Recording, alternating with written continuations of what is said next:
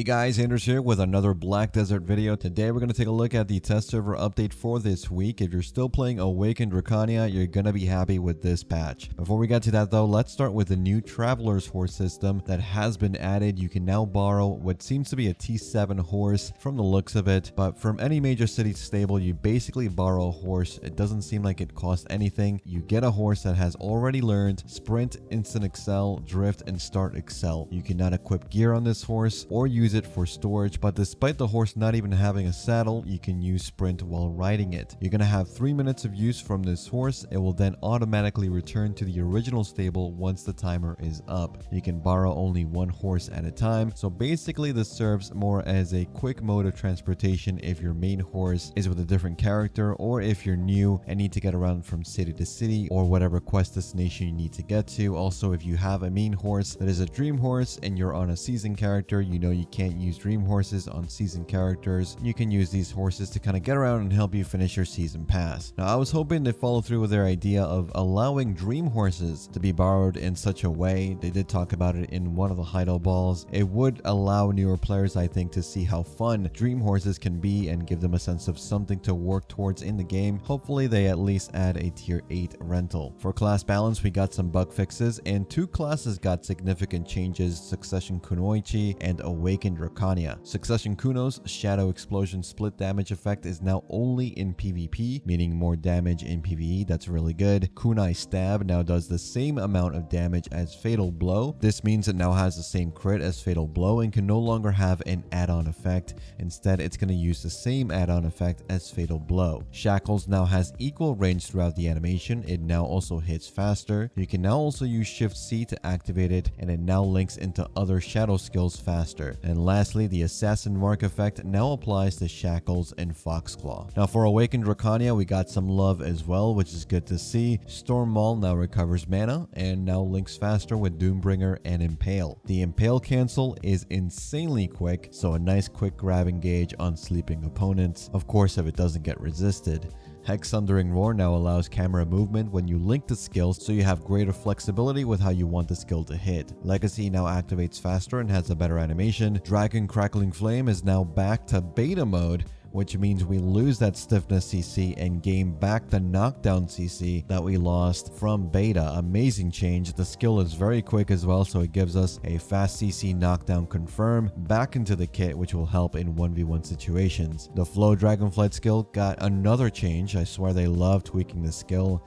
This time it's really nothing too strange. All they've done is change the way the skill consumes stamina per tick. So now you lose stamina more gradually, but use less if you move shorter distances with the skill. The stamina consumption is the same if you're using the skill for max travel distance. Nothing changes there. Dragon Tipset scale now has a greater range for the second hit, very slightly though. Dragon Storm Piercer has greater range on the first and third hit, more noticeable I think than the tip of the skill change. It's a good change though. I really like using the skill. Obliterate now links with Doombringer faster, which is good.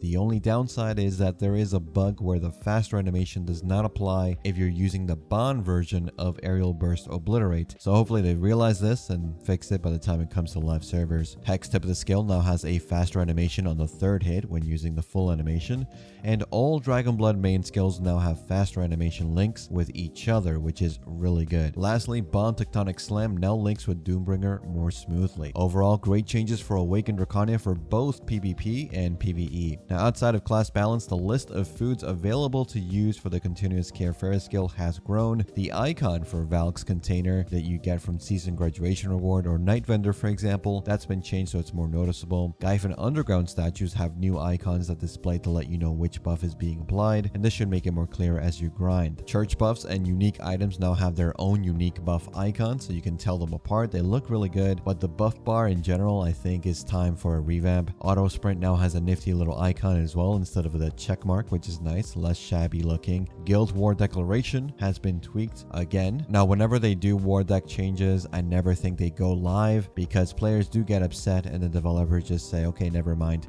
we never talked about this again. But let's go through what their latest idea happens to be: ceasefire. It's a new mechanic that allows guilds to prevent a warring guild from freely killing them. So I'm going to explain it this way. Say you're a weak guild. You get a war declaration placed on you by a strong guild. You don't have to declare war back if you don't want to. Now, most of the time in these situations, it's a one-sided war over a grind spot. Once the person pushes the weaker guild or the weaker player out of that spot, they drop the war declaration later in the day. But let's say there is some drama. Maybe you called the guy pushing you out a mean word. They got upset. You now have a permanent war declaration on your guild. With this new mechanic, you wait 7 days and apply for a ceasefire. This can only be done by the advisor or the GM of your guild, by the way. But this ceasefire condition requires you to run a guild mission. The guild mission is basically the same as a PvE guild mission. You kill some monsters and that's that. But instead of getting silver and some guild activity points, you get war protection for a certain amount of days after you complete the mission. Depending on the size of the mission, you get 6 to 8 days of war protection, meaning your guild cannot be killed karma free by the opposing guild for those amount of days. Large guilds can choose to complete small missions if they wish, and it does not count towards your daily mission quota. Now, these ideas are coming from a good place, I feel, but it just doesn't work in practice, because whenever you try and give power to weaker guilds or weaker players who do actually get bullied in open world, you also give power to toxic guilds and toxic players who will always find a way to exploit this. It also hurts open world PvP, which is already dying out, I think, but that's a whole other topic. Let me know what you guys think about this. I don't really see this going live anytime soon, but moving on, we have node war changes. Trina Axe now does more damage to buildings. You now move faster when you have the axe equipped, and damage from the left and right click attacks has been changed. In Siege and T3 and T4 node wars, when loading an arrow, you press F to manually aim, and you can now shoot 9 arrows in a row with a 15-second cooldown. Trolls now have knockback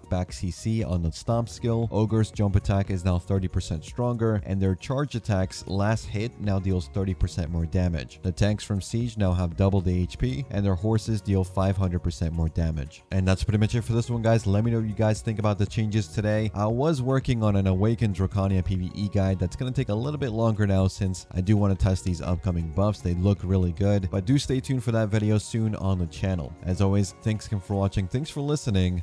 I'll see you all in the next one. Take care.